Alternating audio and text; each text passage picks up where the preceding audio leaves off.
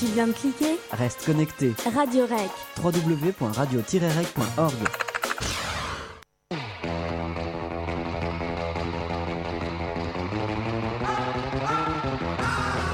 Tous les jeudis de 19h30 à 20h30 sur Radio Rec, c'est Cinebdo. Retrouvez toute l'actualité du 7e art, les critiques et les découvertes de nos chroniqueurs. Envie d'aller au cinéma ? Gagnez chaque semaine 2 places pour le film de votre choix au cinéma Le Bijou de Noisy-le-Grand.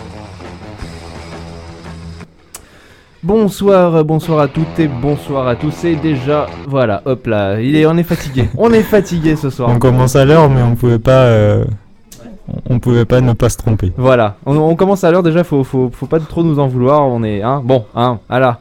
On a eu des grosses journées. Enfin, moi, j'ai eu une grosse journée, mais je suis content parce que tu vois, les grosses journées elles se finissent avec Cinebdo et je suis heureux. Moi, j'en suis heureux.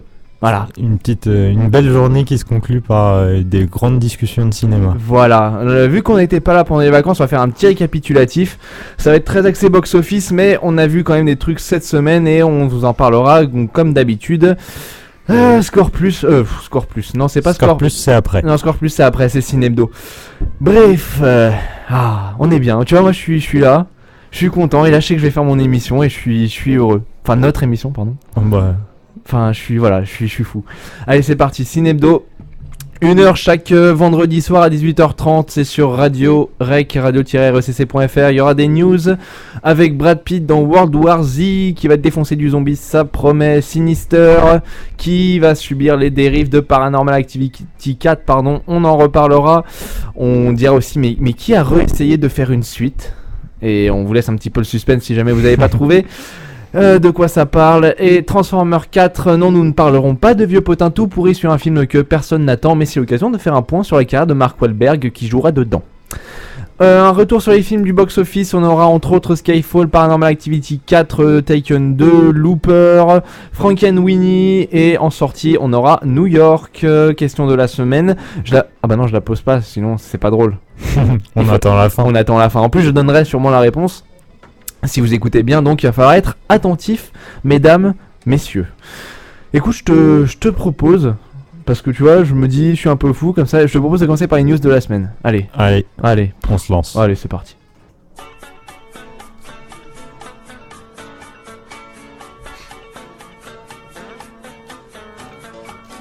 Les news cinéma sont dans Cinebdo sur Radio Rec.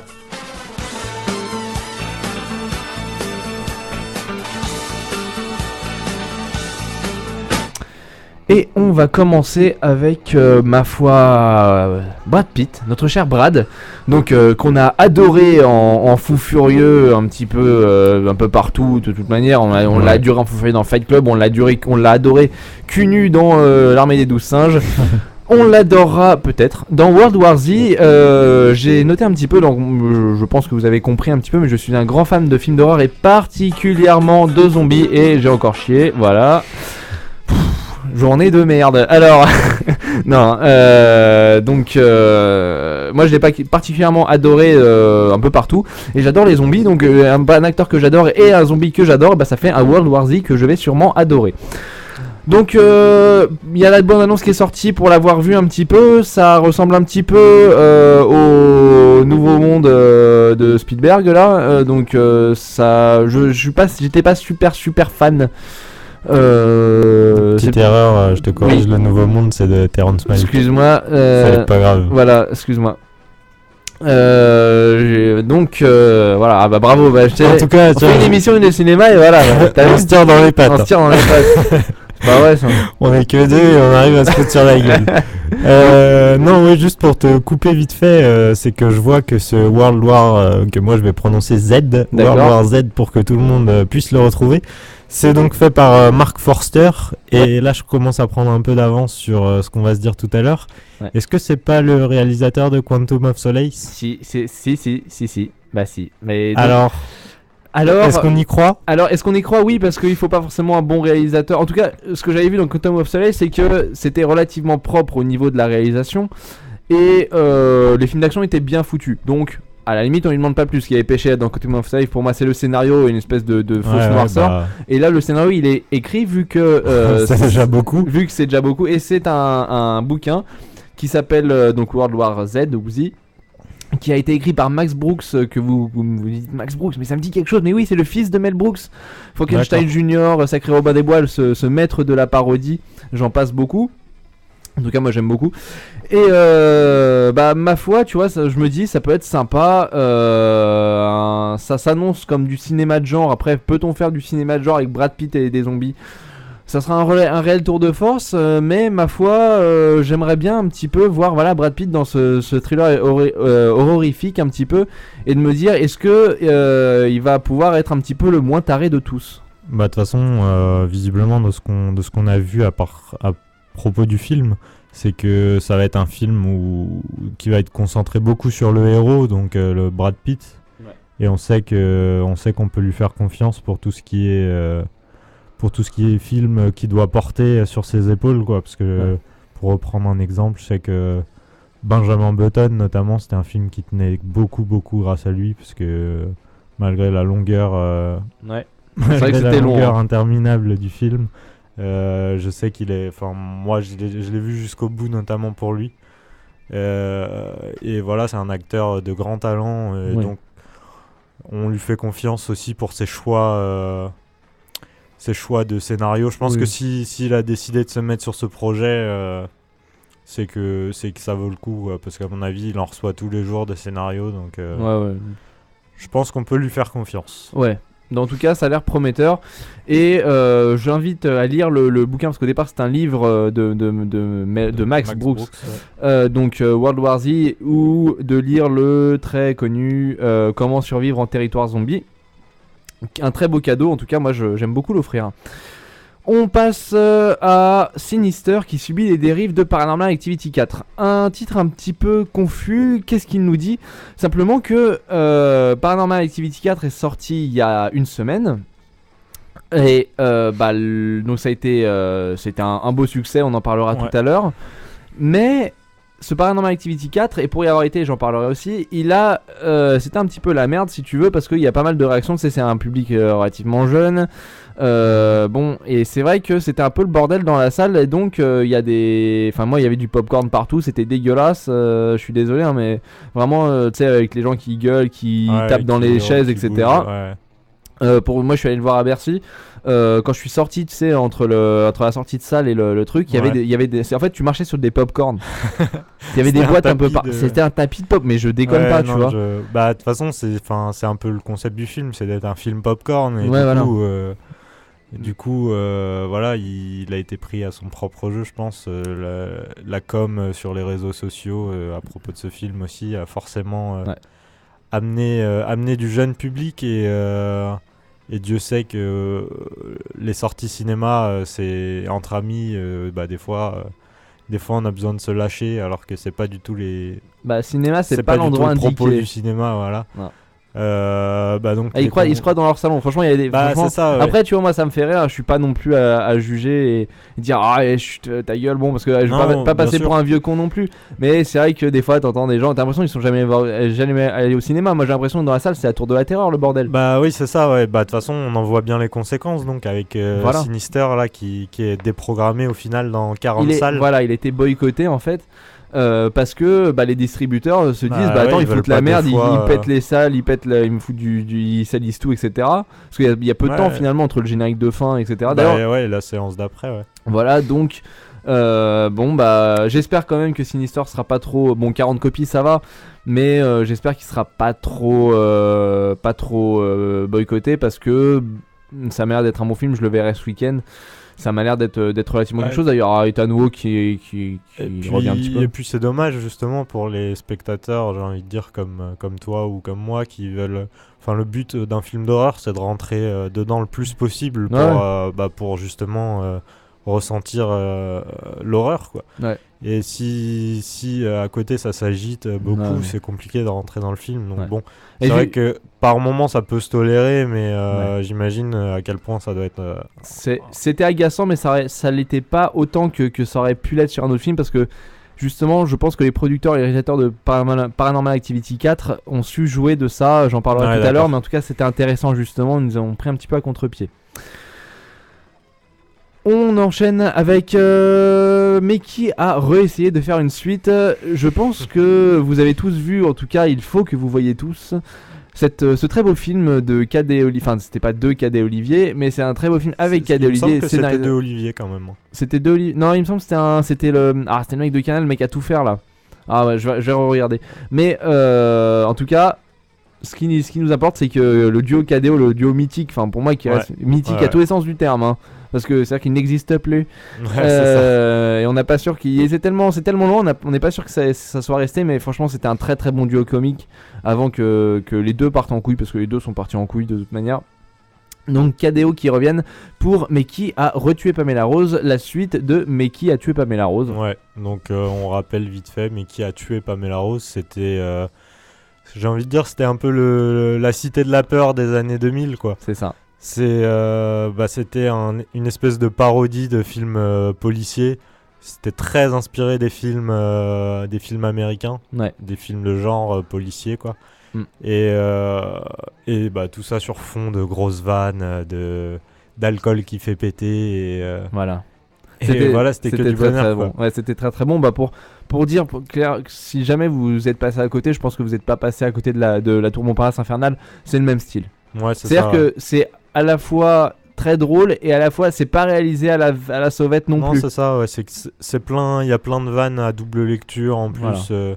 Il y en a pour tous les goûts. En plus de jouer avec des gags, etc., ça joue avec les codes d'image du cinéma donc ça fait plaisir quoi. T'as pas un truc tourné. C'est pas un gros. C'est pas une grosse comédie juste pour le gag, juste pour quelqu'un qui tombe. C'est des vannes, à double voire triple lecture. Voilà. Il y a toujours un petit truc dans l'écran pour se faire marrer. Enfin, il y a un gros taf de toute l'équipe. En plus des scénarios vraiment bons. Donc que dire à part que c'est plutôt plaisant. C'est plutôt plaisant, la petite frayeur qu'on a pu avoir, c'est que cet été il me semble ils avaient diffusé un premier teaser. Et voilà, ce premier teaser c'était un making of, enfin c'était un bout de making of, je sais pas si tu te rappelles. Si. Et ça fait un peu peur quand on voit un bout de making of pour un film comique, parce qu'on se dit en fait ça se trouve les seules vannes c'est quand ils ont raté quoi. Voilà. Donc voilà, là ça s'est un peu dévoilé un peu plus, donc on peut espérer que ça réatteigne le niveau du premier. De toute façon je pense que on sera forcément un petit peu déçus. Vu la qualité du premier, on risque de placer les espérances assez hautes. Et on sera forcément un peu déçus. Maintenant, c'est quand même une bonne nouvelle, je pense. Oui, c'est une bonne nouvelle. Notamment pour ceux qui n'auraient pas vu le tout premier. Ouais. Le tout premier donc qui a été réalisé, je cherchais, par Éric Lartigot qui avait réalisé des des épisodes de H, qui avait réalisé Un ticket pour espace qui était genre une suite sans inavouée de Mais qui a tué Pamela Rose qui était vraiment mauvaise. C'était avec KDO. Ouais, c'était avec KDO, ouais. Puis il avait fait L'homme qui voulait vivre sa vie aussi. Ah, ça c'était un très bon film. Voilà, donc comme quoi. Non mais c'est un bon réalisateur. Clairement. Mais c'est un mec de Canal. Hein, c'est ça. Donc ça prouve le niveau. Voilà. Donc nous allons passer avec Pamela Rose, donc qui sera tuée ou retuée peut-être, on ne sait pas. Et Transformers 4 qui a été annoncé. Bon, on s'en fout de ce film de toute manière, mais moi j'aimerais bien faire un petit point sur la carrière mouvementée de Mark Wahlberg. On sait qu'il a eu une jeunesse difficile, qu'il a évité de peu, on va dire, la prison, qu'il a eu des petits problèmes d'alcool, des petits problèmes de drogue. Donc bref, une belle carrière à la Robert Downey Jr., mais quand même c'est pas Robert Downey Jr. et on va le voir en plusieurs points. Pourquoi je te propose une problématique suivante. Pourquoi Mark Wahlberg est-il un acteur moyen? Peut-être... pour moi déjà ça passe presque physiquement. C'est-à-dire que contrairement à d'autres, il fait vraiment moyen physiquement, pas que je le trouve moche ou beau ou peu importe, mais c'est-à-dire j'ai pas l'impression qu'il ait de démarcation physique particulière. C'est ça. Ce qui fait qu'il se retrouve souvent à jouer des personnages vraiment de l'homme lambda quoi. Alors qu'on sait que au cinéma il faut quand même que ça soit visuel quoi, qu'un personnage existe à l'image. Le fameux syndrome Ben Affleck. c'est ça. Et voilà, le problème vient d'abord de là, je pense. parce que en tant qu'interprète, bon, il est loin d'être mauvais, il est même plutôt agréable. Ouais. Voilà, est-ce que je savais plus quoi mettre derrière ma phrase. D'accord. Est-ce que bah écoute, moi je te propose, tu vois, un petit il a fait alors le film qui l'a révélé et on l'oublie souvent, c'est quand même La planète des singes de Tim Burton. Oui, exact. Ouais. C'est vrai. Où il jouait le capitaine, donc Léo Davidson. Après, il a eu un beau passage à vide quand même. Jusqu'à Shooter Tireur d'élite, qui était un très très mauvais film, si je peux me permettre, qui était vraiment un mauvais film. Ensuite, on a Phénomène 2008, qui est un très très mauvais film de M. Night Shyamalan, mais en plus c'est M. Night Shyamalan donc qui a épuisé ses scénarios et qui a la réalisation. Et je sais pas toi, mais moi M. Night Shyamalan, j'ai toujours trouvé que c'était un très mauvais réalisateur. On dirait qu'il tourne ça. C'est dégueulasse, je sais pas, t'as vu, l'image est dégueulasse. C'est vrai que c'est assez particulier. On l'avait vu Phénomène ensemble au cinéma il y a longtemps, hein, mais enfin c'était pas possible. On aurait dit un téléfilm. On aurait dit Looper. On en reparlerait tout à l'heure. Ouais, le pauvre Looper, là tu me fais mal un peu. 2010, et moi j'aimerais bien, tu vois, je pense c'est un peu la résurrection. 2010, on a Very Bad Cops. Ouais. C'est une comédie donc en VO de The Other Guys, dont il tire pas mal quand même la corde sur Will Ferrell, parce que Will Ferrell c'est quand même un mec très très drôle. Et lui pour le coup c'est voilà. Et je sais pas si t'avais vu ce film, Max. Non, je l'avais pas vu. Pas du tout. Ouais, non. Pour l'avoir vu, c'est un film what the fuck par excellence. C'est-à-dire que c'est une comédie qui va à 2000 à l'heure, qui va un peu n'importe où. Ouais, c'est ça, dans l'esprit, ça avait l'air un peu de ressembler à 21 Jump Street. Ouais, voilà, c'est ça. Mais c'était vraiment en mode voilà, policier un peu débile. Et c'était, je sais pas, moi je trouvais vraiment intéressant, même au niveau de l'image, etc. De toute façon, les bonnes comédies parodiques, ça reste des comédies qui sont bien dans l'image. Enfin, moi je suis désolé, mais, tu ne peux pas faire abstraction de ça. Donc c'est dur de faire abstraction de ce qu'on voit. Voilà, exactement. C'est dur, tu vois, il y a toujours un guignol en arrière-plan. C'est intéressant. Non, mais c'est vrai que c'est intéressant de voir qu'on arrive à se concentrer sur du gag alors qu'il y a des choses en arrière-plan qui nous distraient. Exactement. Donc pour le coup, une très très bonne comédie. Suit The Fighter, où il cette fois c'est avec Christian Bale qu'il joue un beau film de frères boxeurs, tel qu'il y en a beaucoup, mais ma foi qui était bien réalisé, et puis surtout j'avais trouvé très très juste au niveau des dialogues. Donc pour le coup il était aidé. Ted il jouit de la performance magnifique de l'ours et de Mila Kunis. Ouais, c'est ça. D'ailleurs, je me permets de te couper, je viens de voir aussi dans sa filmographie qu'il y avait un Fighter 2 et un Ted 2 d'annoncer. Voilà.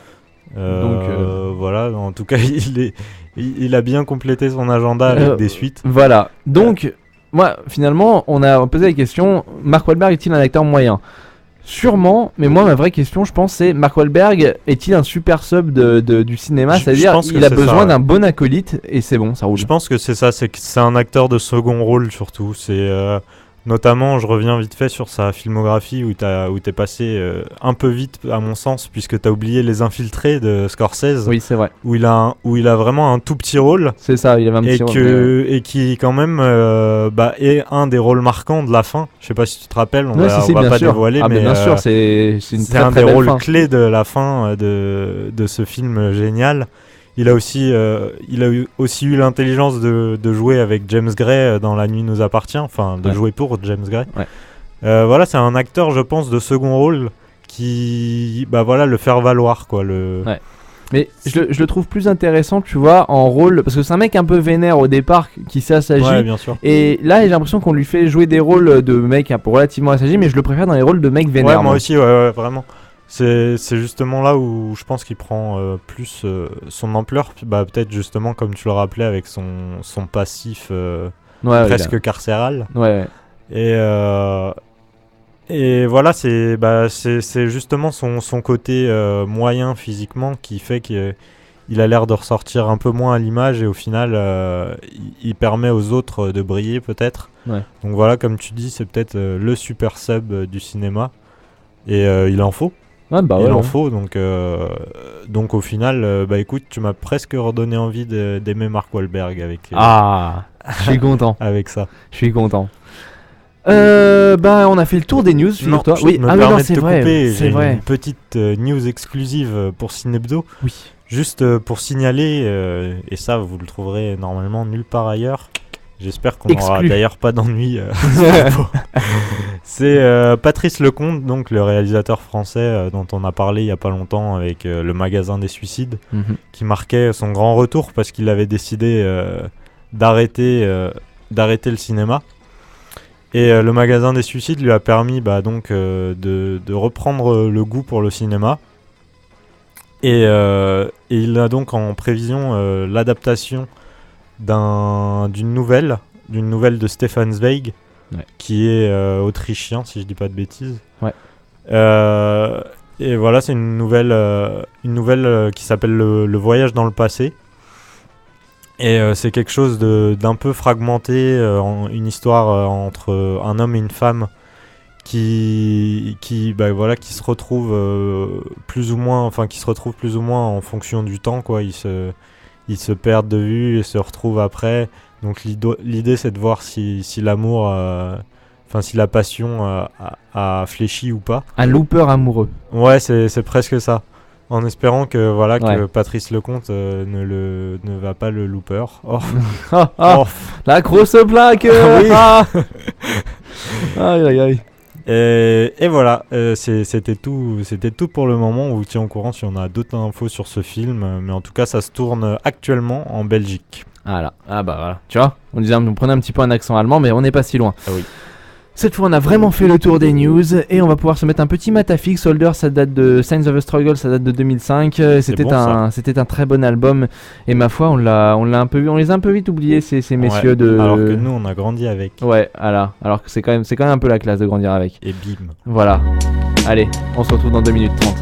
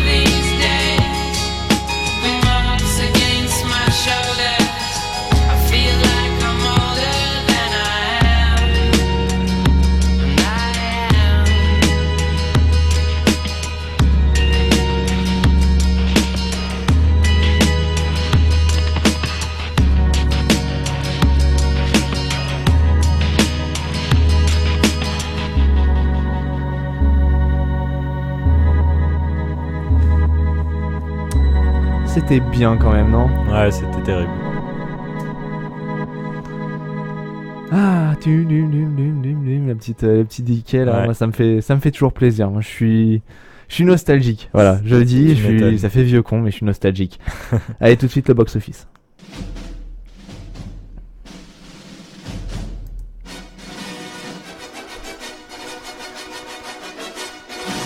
Cinébdo, le box-office.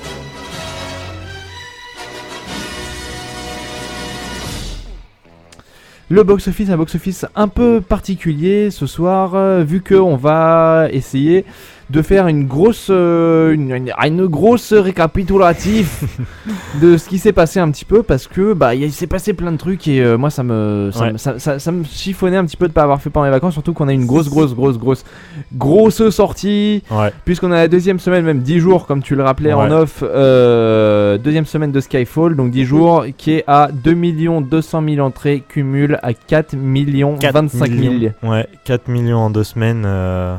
Bah voilà, tout le monde s'est fait botter les fesses par Daniel Craig. Ah bah ça, Fallait s'y attendre, mais quand même quoi, c'est une sacrée entrée dans le box-office. Je pense en plus qu'il est pas prêt de s'arrêter. Enfin, j'étais encore au cinéma ce matin, il y avait encore la queue pour voir Skyfall quoi. Ouais. Il y avait personne dans les autres salles. ah, pour te dire, je suis allé à Disney, je l'ai vu en IMAX en VO, je suis allé à Disney, écoute, les places c'est de 10 à 15 balles là-bas, Ouais, c'est ouais, en ultra, IMAX en c'est plus. ultra cher, et c'était ça le Ouais, coup. ça me 500 surprend places, pas, hein. 500 places, et c'était un jeudi soir à 20h, ouais. tu te rends compte? Classique. Non mais vraiment, enfin. Donc ça a été réalisé par Sam Mendes, et je pense que ça joue aussi Sam Je Mendes, pense, mine de rien. dont le premier film était American Beauty. Tiens, c'est Ce- pas un des meilleurs films de l'histoire ça? Si, bah si, Ah, je crois je bien. me disais bien. Des trucs les mieux mis en scène du monde. Ouais. Il me semble que c'est celui-là. Ouais, c'est ça. C'est celui-là. Qui avait fait Les Noces Rebelles, un peu moins glamour, mais bon, qui avait fait Away We Go, et donc Ouais. là on lui dit tiens viens fais Skyfall. Bon, il va faire Skyfall. Bah ouais, il y avait de quoi avoir peur entre guillemets puisqu'il a quand même jamais fait de film d'action. Ouais. Mais Et, non. et voilà, en finale, on peut être, enfin, il n'y a pas besoin d'être un spécialiste de genre pour être un grand réalisateur. Il le prouve cette fois-ci. C'est ça.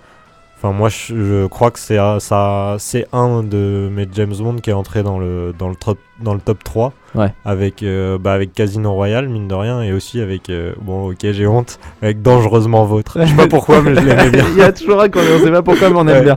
C'est vrai. Et les mythiques, forcément, Goldfinger et GoldenEye. Voilà. Et voilà, là, je trouve que c'est un retour aux sources, je sais pas, mais en tout cas, c'est un retour à l'artisanat de l'espion. Ouais. C'est-à-dire qu'il a pas de gadget, Ouais. il est limité à quelques armes, il faut qu'il se démerde avec ses mains, faut qu'il se batte contre lui-même aussi parce qu'il est devenu mauvais, il a vieilli. C'est ça. Parce qu'on rappelle, c'est les 50 ans de James Bond en tant que personnage de cinéma. Mhm.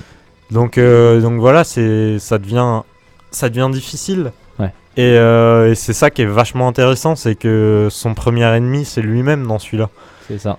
Et donc, c'est mené d'une main de maître, comme tu le disais, par Sam Mendes, avec l'inénarrable participation de Javier Bardem. Ouais. Bah Qui pour est- déjà qui pour moi le est casting, magnifique, le quoi. casting est bien. T'as Daniel Craig, Judi Dench qui prend de l'ampleur et qui Ouais, ma foi c'est elle vrai. méritait parce que c'était Ouais, un clairement. personnage qu'on voyait Ça, souvent pour et moi, c'est la James Bond girl Voilà. de cet épisode. c'est ça. On en reparlera de ça d'ailleurs. Javier Bardem, Ralph Fiennes, Naomi Harris, Ben Whishaw. Bon bah excusez-moi du peu, j'ai envie de dire. Hein. Ouais. Donc ma foi, on a ici un film qui est clairement orienté action, on va pas vous mentir, mais on tombe pas non plus dans du Jason Bourne, à savoir que c'est bien rythmé, c'est bien coupé.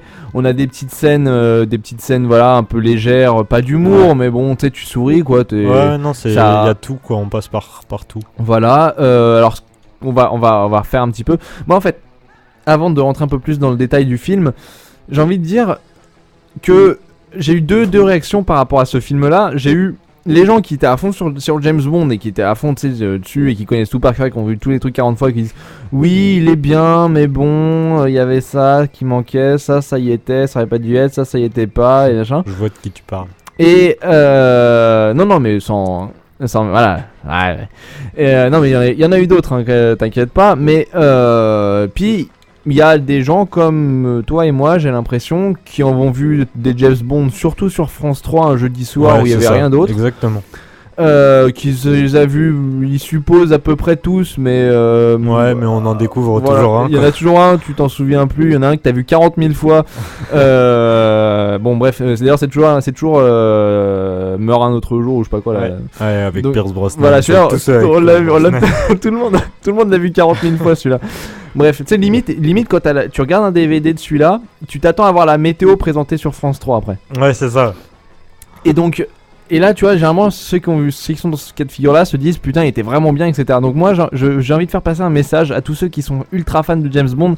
Si pour vous, un bon James Bond, c'est un James Bond qui est fait en 1972, allez même plus au cinéma les voir. Ouais, je pense. Ouais. Parce que de toute manière, c'est pas bon, c'est pas le James Bond, c'est pas Sean Connery. Bah oui. Ouais, c'est ça. Bah oui. Non, c'est clair, c'est pas James Bond avec l'arrêt sur le côté, mais. Mais pour autant, il garde une certaine classe. Mais voilà, comme je disais tout à l'heure, c'est un James Bond maintenant qui lutte contre lui-même et pour lutter contre lui-même, il peut plus toujours être en costume cravate, quoi. C'est ça. Enfin, en costume de papillon même.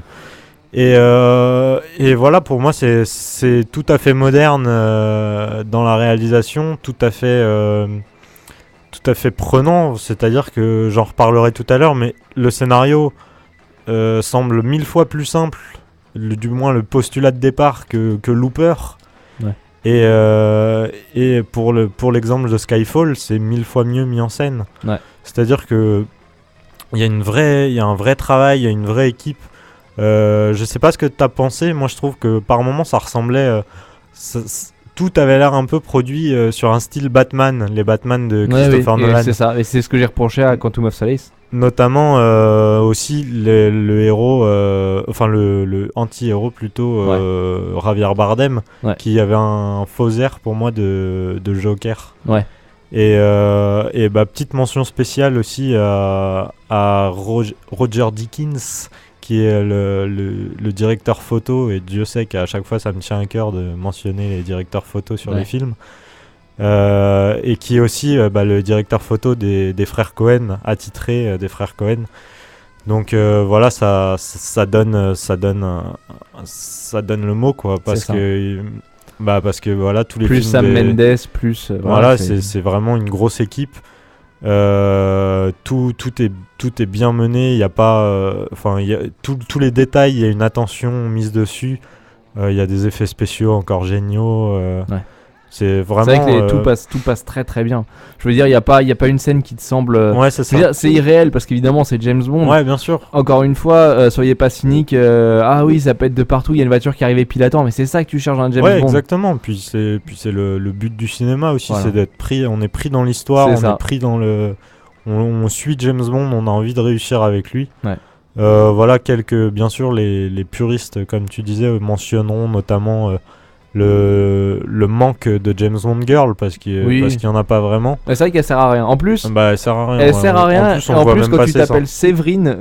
Ouais, c'est vrai. Attends, le truc, je vous passe la scène de présentation. Bond, James Bond, et la meuf se retourne et dit Séverine. Je te jure, déjà en VF c'était pas bien, alors en VO, Séverine. Bonjour Séverine.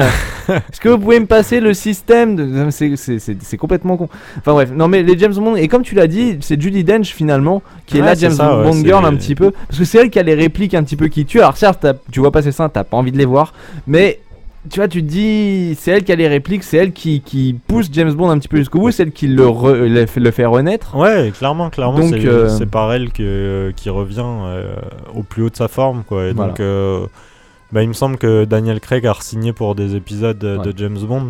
Mais après Daniel Craig, tu vois, moi j'ai trouvé sa performance vraiment nickel, quoi. Ouais, c'est ça. Il n'y a rien à dire. Je pense qu'il n'y a rien à dire. Il est pas en deçà de ce qu'il sait faire. Il n'est pas non plus transcendant. Non, il n'est pas transcendant, mais il est bien. Il est bien, tu vois. Et en même temps, son personnage l'aide pas à être transcendant parce que c'est un personnage frustré.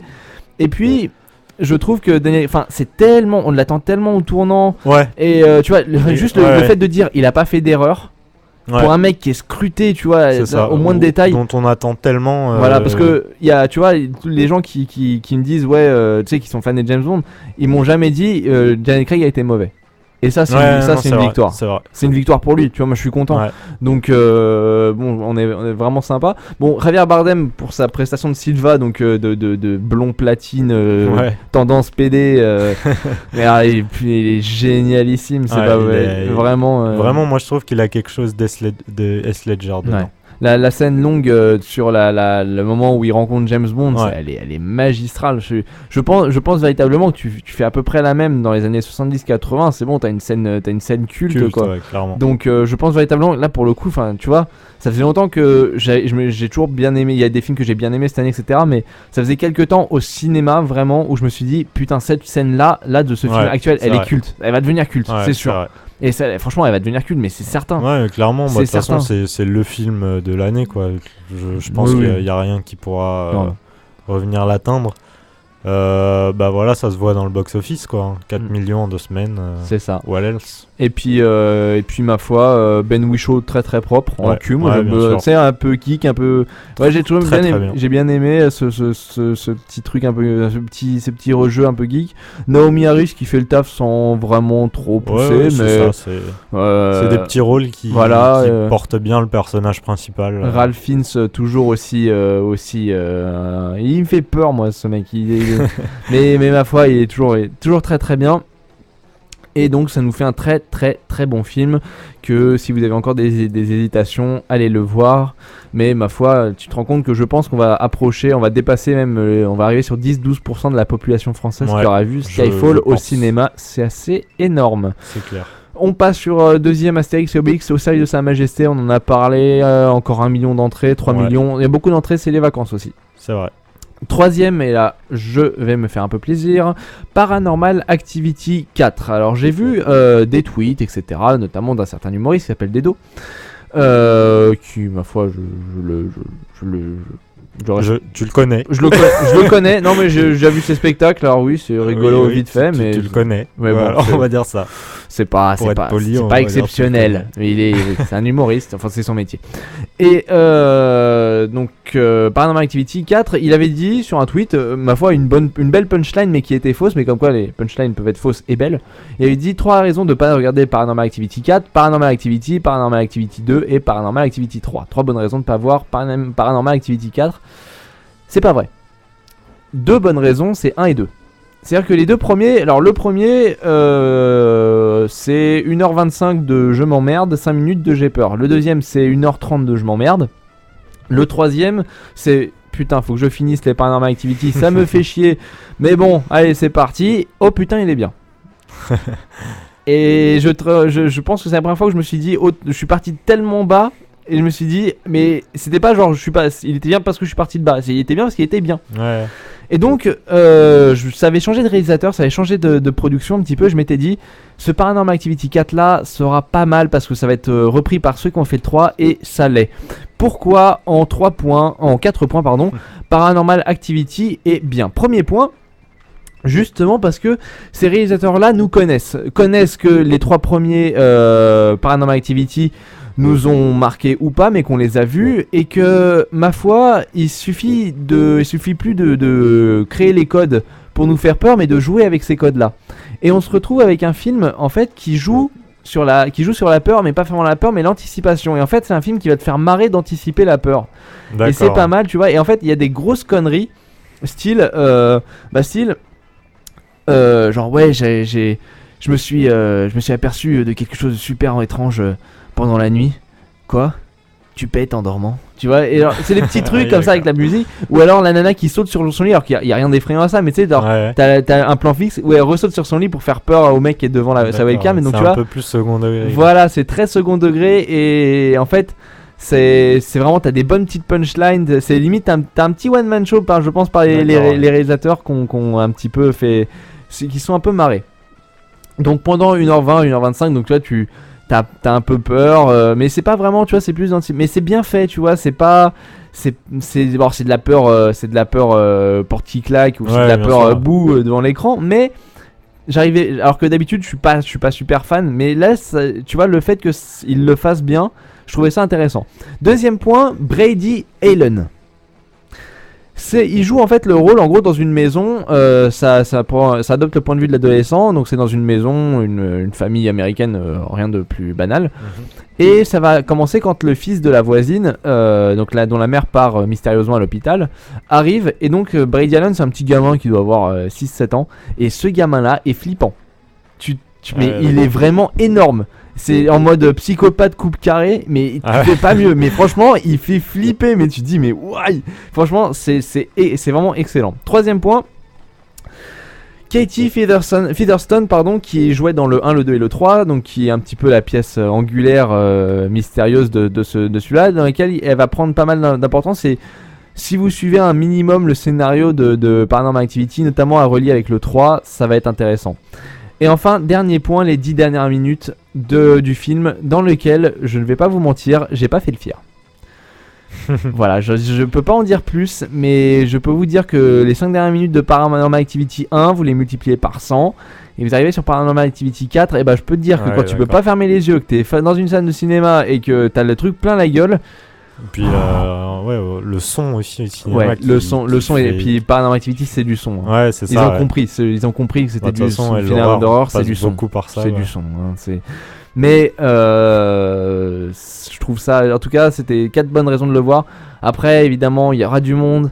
Ça va gueuler, on en a déjà parlé. Mais après tout, t'es là plus pour passer un bon moment. C'est pas. Oui, voilà, il n'y a pas besoin de concentration extrême, quoi.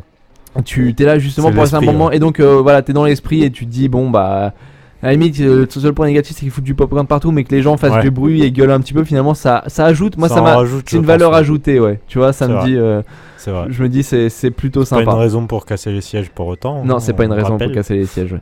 Et aussi donc le générique vient assez abruptement, on va dire. Et évidemment, je l'ai senti à plein nez. J'étais avec des potes. Je me suis dit non, bouge pas. Évidemment, il y a une petite vidéo à la fin. Voilà. Intéressant. Voilà. Titi Mexico. C'est un petit indice. J'ai pas posé la question de la semaine sur les trucs qu'il y avait sur la fin. Je me suis dit c'est bâtard quand même. C'est vrai. Quatrième, un plan parfait. Première semaine à 610 000 entrées. Ma foi. Je le pensais pas. Je pensais pas qu'il taperait aussi haut. Aussi haut. Après, c'est les vacances, mais quand même. Je comprends qu'on veuille voir Diane Kruger sur grand écran. Ouais, mais en plus, je pense que même pas ça. Je pense que c'est même pas ça qui attire. Non, je sais que c'est Danny Boone qui attire plus. Voilà. Bon, j'ai pas envie trop d'entrer dans les détails parce que c'est pas un film que j'ai forcément taffé. C'est pas un film que j'ai eu envie de taffer. Donc. Ouais, je te rejoins là-dessus. Ça doit être une comédie romantique. Je pense que c'est ça. Ouais, voilà, c'est un peu dans l'esprit de ce qu'on avait vu avec Gad Elmaleh et Sophie Marceau au mois de mai. Donc voilà, il en faut une tous les 6 mois, c'est celle-là. Ouais. Déjà, deux remarques là-dessus. Les comédies romantiques des fins d'années 90, 3 mariages, un enterrement, etc. Les trucs avec Hugh Grant, c'est fini, ça sert à rien de faire de l'argent là-dessus. Ouais, c'est vrai. Évidemment, que ça a l'air de marcher. Ouais, voilà, ça a l'air de marcher, mais si ça serait sorti il y a 2 semaines, à mon avis, ça aurait fait un gros bide. Donc là ils ont eu un grand coup de chance. Depuis Judd Apatow, la comédie romantique est morte et la comédie romantique intelligente est arrivée. Donc je suis désolé, mais on est obligé d'amener une valeur ajoutée, je pense maintenant. On peut plus se contenter de faire ça. 6ème, et alors là 5ème, Star 80, on s'en fout, c'est 1 million d'entrées, de toute façon c'est un truc sur les années 80. On a déjà chanté il y a 2 semaines. Voilà, c'est bon, ça va. 6ème, Looper, première semaine. Alors là, sors ton hachoir et vas-y, taillade-le. Je sors mon fusil à pompe. Tu vas pas le Looper. Voilà, exactement. Comme ça, on l'aura fait 2 fois. C'est la boucle est bouclée. Merci. Putain, on l'avait même pas travaillé avant. Non, c'est vrai. Et voilà, la boucle est bouclée. C'est un peu le leitmotiv de ce film, du moins de l'histoire de ce film, où des tueurs à gages plutôt je dirais des mafiosos en fait envoient des en fait c'est impitchable comme film. C'est super chiant. C'est-à-dire que le postulat de départ est vraiment super intéressant. tout est basé sur des voyages dans le temps où il y a des contrats à exécuter. Voilà. En fait, des mafiosos, voilà, on voit des cibles et des loopers, comme on les appelle, les réceptionnent et les tuent dans le passé. Et forcément, un moment arrive que ces loopers bouclent leur boucle, comme on appelle. Ouais.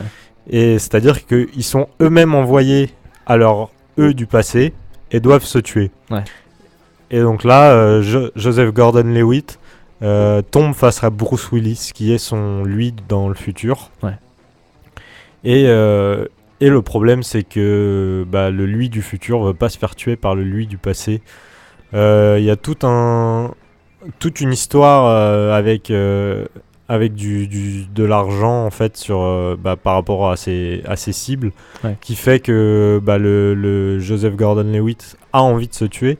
Donc voilà, je passe un peu tout ce qui est script, parce que vraiment les 20 premières minutes sont excellentes. Vraiment, on rentre dans le film comme pas possible, même si j'y reviendrai tout à l'heure, c'est assez moche. Enfin, c'est pas très très bien réalisé, mais c'est suffisamment dynamique pour qu'on rentre dedans.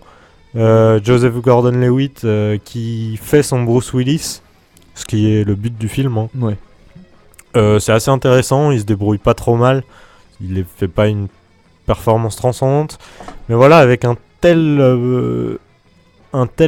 ramassis de choses émerveillantes, merveilleuses. Et merde. Ouais, et voilà. Merde. Et merde. C'est une telle déception pour moi, c'est que ça part de quelque chose de tellement prenant, que on sait pas pourquoi, d'un coup, d'un seul, tout ce postulat futuriste, puisque j'ai oublié de le mentionner, c'est censé se passer en 2044, et très vite oublié pour une vieille ferme du Kentucky. Donc voilà, ça sent un peu tiens, viens, on fait un film de science-fiction. Ouais, trop bien, on fait des décors, on met Joseph Gordon-Levitt. Qui est-ce qu'on va mettre après? Bruce Willis? Ah merde, on a plus de sous, oublie les décors. D'accord. Et donc ça se finit dans un champ de maïs, quoi. Ouais. Et il y a des scènes vraiment intéressantes, vraiment prenantes, mais voilà, les effets spéciaux ont 90 ans. C'est compliqué. C'est compliqué. Voilà, c'est un film qui a voulu avoir une patte indépendante, parce que c'est pas un film indépendant, hein, c'est réalisé par un réalisateur, c'est son deuxième film, je crois, Ryan Johnson. Ouais. Voilà, c'est pas un film indépendant, mais ils ont voulu se donner la patte indépendant, et c'est peut-être ce qui a nui au film, c'est-à-dire que le directeur photo, il devrait, j'espère, tout à l'heure je parlais de Roger Deakins, là, le directeur photo des frères Cohen. Ouais. Qui lui pourrait avoir une statue dans le Hall of Fame. Celui de Looper, dont j'ai oublié le nom et que c'est peut-être mieux pour lui, devrait être enterré vivant, je pense. Il fera buried comme ça. Ouais, au pire. c'est d'une laideur absolue, c'est-à-dire que ouais, voilà, il y a une volonté de faire cheap. Et à un moment, c'est trop cheap. De ce que tu me dis, moi, je pensais que le film était bien, tu sais, genre futuriste, etc.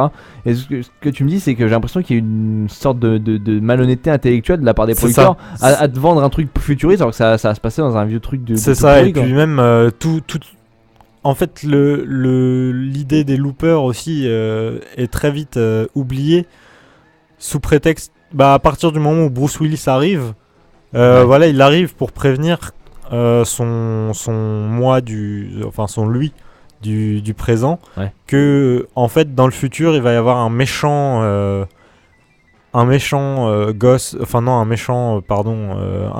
qui veut contrôler la Terre et tuer tout le monde, et en fait ils se retrouvent à chercher tous les deux le méchant dans le présent. Et il se trouve que ce méchant est un gosse, c'est téléphoné à 10 000 km, et ça part dans un délire de télékinésie. On oublie tout de suite l'idée du voyage dans le temps. C'est con. C'est ce qui lance le film, et c'est ce qui fait, c'est ce qui a été vendu, quoi, comme tu disais, par les producteurs. Et c'est très vite oublié pour de la télékinésie à coups de gros ralentis, de coups de basse. Tu sais, le son c'est très et hop, ça coupe. Ouais, d'accord. Pour faire genre il se passe un truc, quoi. Ouais, mais voilà, quoi. Le mec qui a tourné la caméra sur un chariot. C'est à peu près ça. Vraiment, c'est c'est très très décevant vu d'où ça partait. Ouais. Même si bon, les décors futuristes aussi étaient pas terribles, notamment les gros coups de flair, tu sais, c'est les gros traits bleus de lumière là, Ouais. la J.J. Abrams. Ouais. Mais J.J. Abrams, il les fait mieux. Ouais, bah, Et il les fait moins aussi, parce que là le problème c'est que c'était sur tous les plans et ouais. C'est un peu. ouais, C'est un peu. Finalement, c'est un peu cheap, quoi. Ce que Bah, tu- c'est ce ça, tu c'est viens de que- dire. C'est cheap, on est déçu. et voilà, je vois d'excellentes critiques presse, mine de rien. Et si je peux en retenir une, c'est je vais vous ressortir vite fait la phrase de conclusion des Cahiers du cinéma. Je vous retrouve ça me tient à cœur aussi Oui, bien sûr. de les citer. En recherchant l'efficacité d'une série B pour dériver insensiblement vers l'équation morale, Looper peut certes intriguer, mais on ressent surtout le manque de tenue de l'ensemble, bricolage narratif qui aurait mérité d'être plus investi pour atteindre la dimension à laquelle il prétend. Ouais. C'est ça, c'est que voilà, il y avait quelque chose, mais ça n'a pas été assez travaillé. Ouais. Donc voilà, à voir quand même, hein, c'est intéressant. Ouais, mais, tu le conseilles quand même. je le conseille quand même pour avoir des avis. Justement, je suis curieux de savoir ce que les gens en ont pensé et ma foi, si on peut arnaquer des gens comme ça, il y a un filon. C'est ça. Vous avez vu, tout ça, les grands distributeurs là, vous avez vu ce qu'on fait, hein? Bon, bref. On encourage même à aller voir Sinister en plus. Frankenweenie, on passe sur Clochette et le secret des fées, tu m'en voudras pas. Non, je t'en veux pas, non. Qui arrive à 1 million d'entrées, mais bon, les gens ils vont en masse. C'est tant mieux, hein, tant mieux. Oui, voilà. Frankenweenie, tu l'as vu, 330e. Ouais. 330 000 entrées, première semaine. Première semaine, ouais. Tim Burton qui nous a vendu un retour aux sources, est-ce le cas? Ah bah, c'est clairement un retour aux sources, mais dans le mauvais sens du terme, j'ai envie de dire. Enfin, il a encore raté. oui et non. En fait, il y a quelque chose d'assez plaisant quand même dans le film, puisque voilà, c'est de l'animation en noir et blanc, en Ouais. stop motion, Ouais. donc image par image, et en noir et blanc, et en plus qui admet la 3D. Donc c'est assez intéressant comme contraste, quoi. C'est assez bien fait, je trouve, ça apporte pas Tu mal. l'as vu en 3D? Ouais, je l'ai vu en 3D, D'accord. ça apporte un petit peu à l'immersion. Il y a quelques moments sympas, notamment pour les phases de pseudo-horreur. Ouais. Je dis bien pseudo-horreur parce qu'il y avait beaucoup Oui. d'enfants dans la salle, ça marchait plus sur les enfants que sur Oui. moi. Je pense que c'est du Tim Burton à ouais, l'ancienne, voilà, quoi, c'est ça. Maintenant, il y a un truc qui me chiffonne dans ça, et je vais commencer par ça avant de parler un peu plus du film, c'est que voilà, le personnage de ce Frankenweenie, Victor, c'est exactement le même personnage que le tout premier court-métrage de Tim Burton. Ouais. Et l'histoire, c'est exactement la même histoire que Frankenweenie, un film en prise de vue réelle qu'il avait tourné pour les studios Disney à la fin des années 80. Non, fin des années 80, je crois, début 90. D'accord. Qui lui avait valu d'être viré de Disney. Et c'est vraiment exactement la même chose. C'est-à-dire que chaque plan, chaque image, tout est repris. Toute l'histoire est reprise. Donc voilà, c'est sympa pour ceux qui connaissaient pas, mais ça fait un peu une espèce d'arnaque encore. Enfin, tu vois, t'as le sentiment. Il est jamais clean, Burton. Ouais, c'est ça. En plus, voilà, Frankenweenie en prise de vue réelle est passé 3-4 fois sur Arte pendant les vacances là. Ah ouais. Donc, ça me motive pas moi à aller au cinéma quand je vois des choses comme ça, quoi. Bah ouais, puis si tu te dis qu'il est en train de collecter de l'argent pour faire un prochain Alice au Pays des Merveilles, tu te dis ouais, c'est ça. Pas, quoi. Ouais, c'est ça, c'est assez dommage. Maintenant, voilà, je retire pas les qualités au film qui se trouve être un bel hommage, notamment aux films fantastiques des années 30. Tout ce qui est Frankenstein, Godzilla, un peu King Kong aussi. Enfin voilà, il y a plein de Nosferatu, il y a plein de trucs un peu comme ça. Des beaux hommages. Est-ce que, ouais, voilà, c'est sympathique. Les personnages sont assez charismatiques. Je pense que ça aura un bel effet sur les enfants, et je préfère même qu'ils aillent voir ça plutôt que la fée Clochette là qu'on disait, qui doit être plein de bons sentiments un peu niaiseux. Ouais. Pourtant j'aime beaucoup Peter Pan, mais là non, quoi. C'est les collants, t'aimes bien les collants. Ouais, c'est ça. Et voilà, encore j'ai l'impression une arnaque intellectuelle. Pour autant, comme Looper, je le conseille s'il y a l'occasion. En fait, c'était surtout un film d'occasion, justement. C'est-à-dire qu'il y avait Halloween. Moi, je suis allé le voir le jour d'Halloween. Voilà, c'est sympa. En plus, t'avais une colo de gosses qui est venue tous maquillés et tout dans la salle. Rigolo. C'était sympathique, quoi, mais c'est pas... ça va très vite disparaître des salles, je pense. Ouais, c'est même de ta tête, j'ai l'impression. Ouais, de ma tête aussi, ouais. Surtout que les fêtes de Noël arrivent, les gros films d'animation arrivent aussi. Ouais. Donc je pense que je vais très vite l'oublier et on va tous très vite l'oublier. Je pense aussi. 9ème, j'aimerais bien que tu me dises un mot parce que tu l'avais vu sur Ted qui fait 1 200 000 entrées, qui est dans sa 4ème semaine. Je rappelle que j'avais mon avis il y a 3 semaines dans Cinebdo radio-recc.fr. Vous allez dans la section podcast et vous regardez un petit peu, vous écoutez une des émissions de la semaine il y a 2 semaines ou il y a 3 semaines, au pire vous en écoutez plusieurs.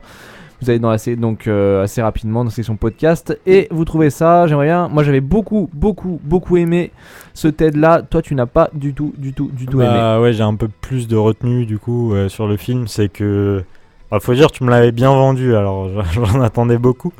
Mais c'est toujours le problème quand on en attend beaucoup. Ce qui m'a surtout gêné en fait, c'est il y a beaucoup de blagues cul, je trouve. Ouais. Et aussi il y a quand même beaucoup de blagues sur la culture populaire américaine, comme t'en avais parlé. Ouais. Ces moments-là sont plutôt sympas, mais tout retombe très vite entre les jambes, quoi. J'ai envie de dire. Et ça m'a un peu déçu. Qui plus est, je dois avouer que j'ai vu le film par dépit aussi. J'étais pas parti voir ça et il y avait plus de place pour l'autre.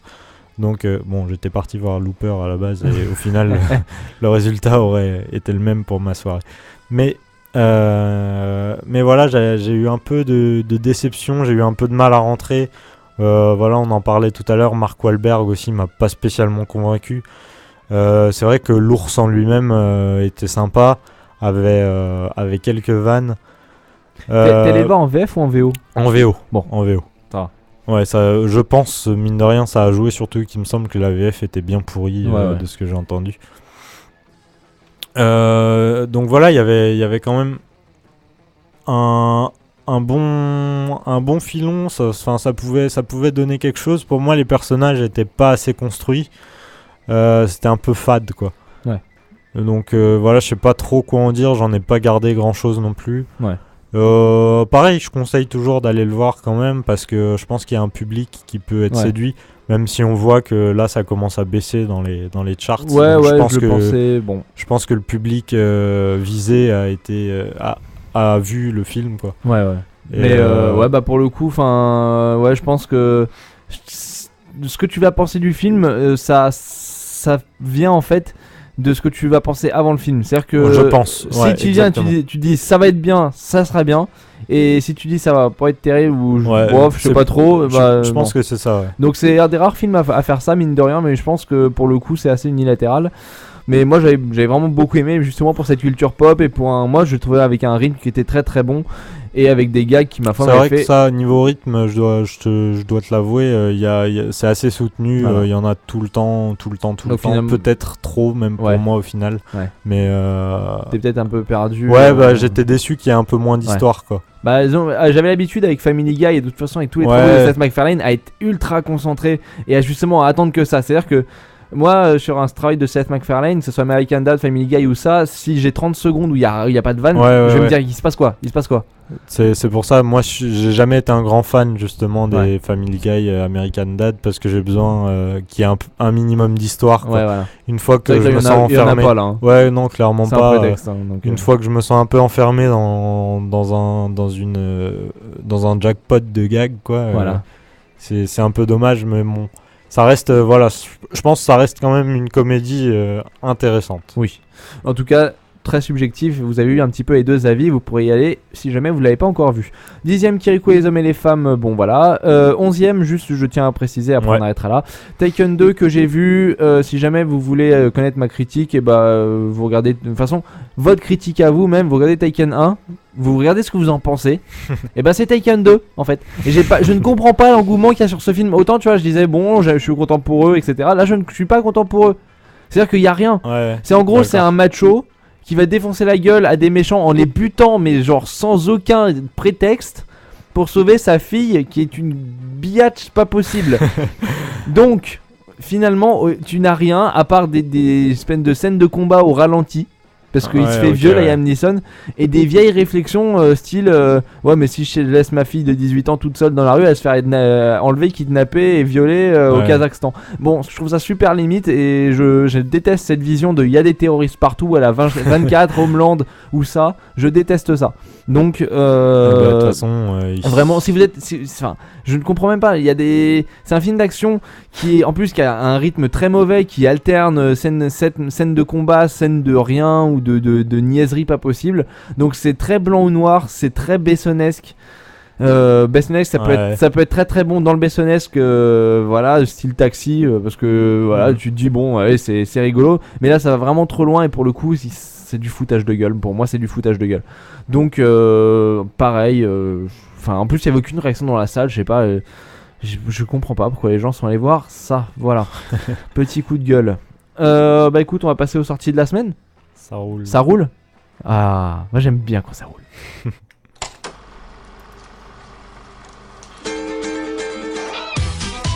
Maintenant, c'est quoi dans Cinebdo ? Eh ben, c'est les sorties de la semaine. Les sorties de la semaine, évidemment, toujours sur Cinebdo, et on va faire une sortie, les autres on les regardera ce week-end, et on va faire une sortie, et c'est New York qui a été défoncé par la critique, mais Maxime il en a rien à foutre, parce que Maxime, il aime bien. Il aime bien, ouais. Ouais, non, ça... Enfin, oui, je pense que ça peut prêter à sourire, en plus c'est un peu vendu comme un film de gonzesse, enfin... Film de gueusesse. Ouais, avec le petit cœur, c'est quoi les trucs avec des cœurs là sur les... Ouais, moi il n'y a pas assez de pistolets, donc enfin...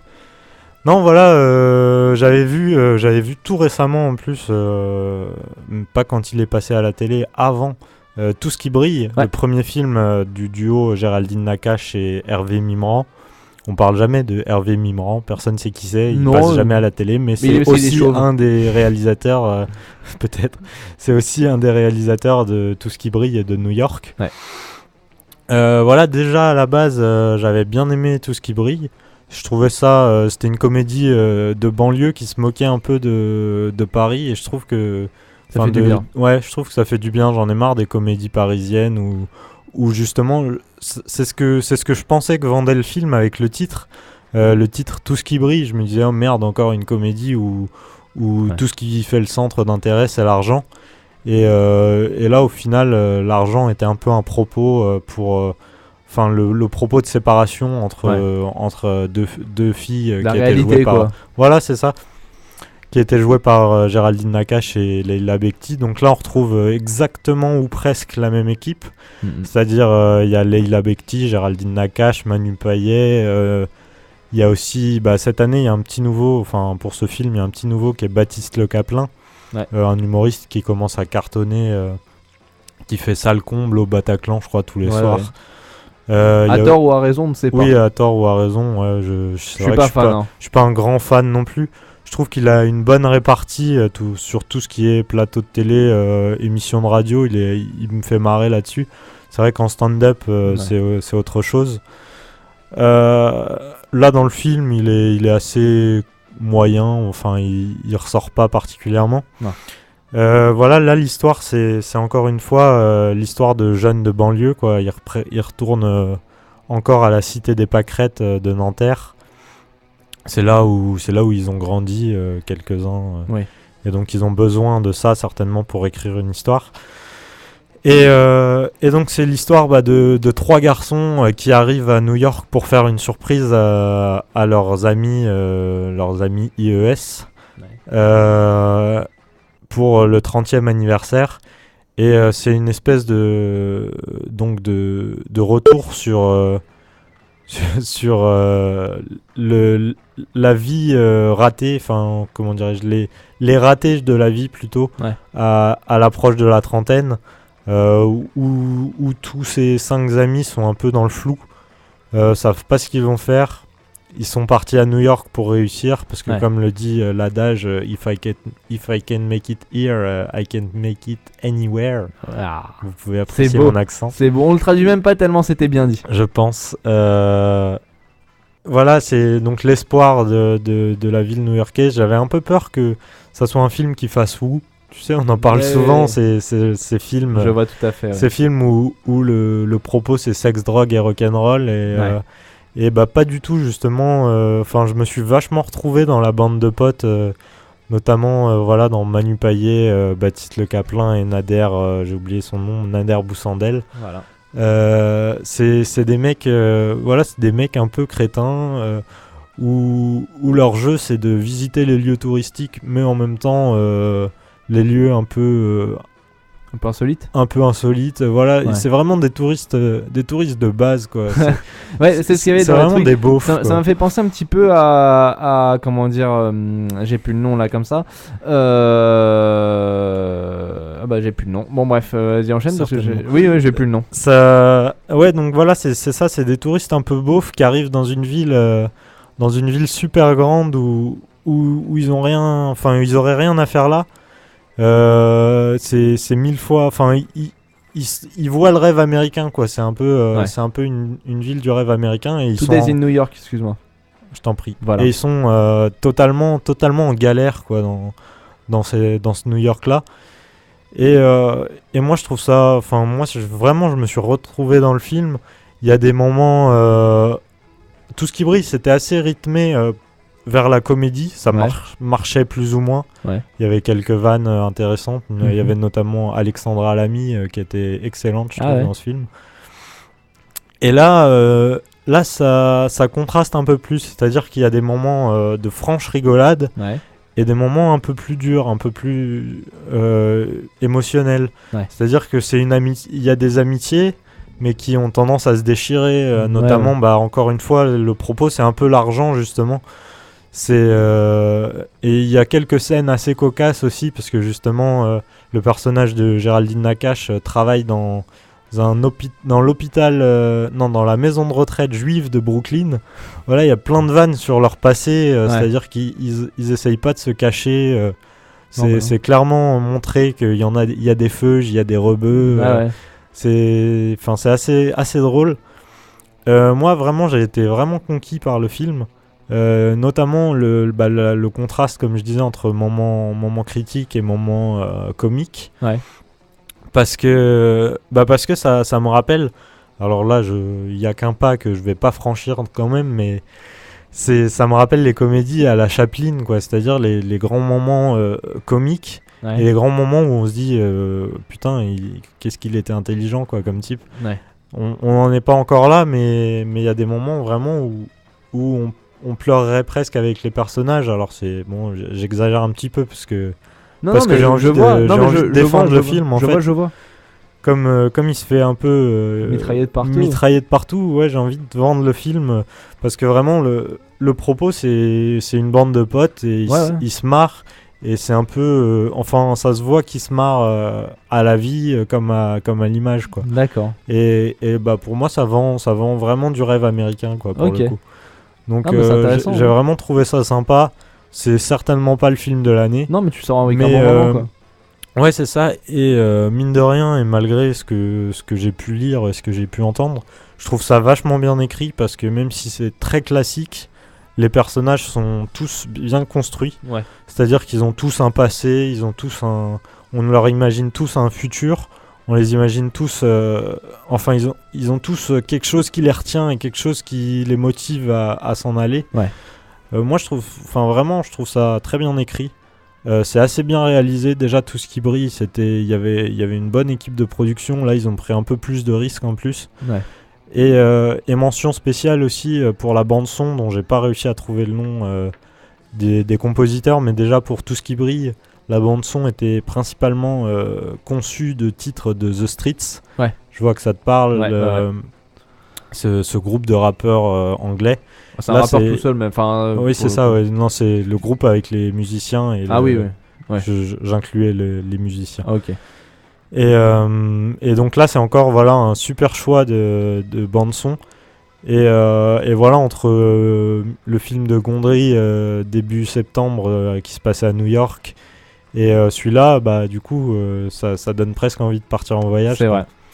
Mais ce que tu me dis en fait, finalement ça m'a rappelé un petit peu Radio Stars, moi, donc c'est-à-dire que c'était un film qui était un peu moqué par la critique, bon c'est pas terrible, et moi j'avais été conquis parce que simplement je m'étais mis à la place des gens et c'était bien écrit, c'était suffisamment bien écrit pour que je me mette à la place et je me dise putain ça aurait pu être moi, ou alors certes c'est un peu voilà, il y a un peu d'égoïsme là-dedans, mais je me dis, tu vois, c'est le but aussi du cinéma, quoi. Carrément, c'est-à-dire que tu rentres vraiment dans le truc au point de te dire, putain, mais j'aurais pu dire ça, quoi, j'aurais pu faire ça, etc. Non, c'est ça. Et donc tu sors en ayant passé un très bon moment, et tu vois, je pensais, tu dis que sûrement il marquera pas, etc. Bah, je peux t'assurer qu'il marquera plus que tu ne le crois, parce que. Non, mais pour moi c'est sûr, je pense qu'il me marquera, mais vu les. Oui, il marquera pas, d'accord, il marquera pas. Je pense qu'il marquera pas l'histoire. Non, bien sûr mais malheureusement, parce que vraiment, moi j'ai trouvé ça super intéressant. Il y a des prises de risques. Voilà. Donc voilà, c'est pas le film du siècle, mais moi j'ai vraiment bien accroché et je me suis assez bien retrouvé dedans. C'est-à-dire que j'en avais un peu marre des comédies où justement le propos c'est sexe, drogue et rock'n'roll. Parce que voilà, il y a un moment faut arrêter, quoi. Ouais, surtout bon, c'est fait par les petits producteurs tranquillou, les acteurs ils ont rien à foutre. Enfin bref. Ouais, là ça fait vraiment film de famille, mais bien, quoi. Voilà, donc ça pouce en l'air. Ouais, pouce en l'air. Pouce en l'air carrément. Mon garçon, on a fini les sorties de la semaine. On va passer au concours de la semaine pour vous faire gagner 2 places pour le cinéma Le Bijou. Le concours de la semaine en partenariat avec le cinéma Le Bijou de Noisy-le-Grand. www.cinéma-lebijou.fr.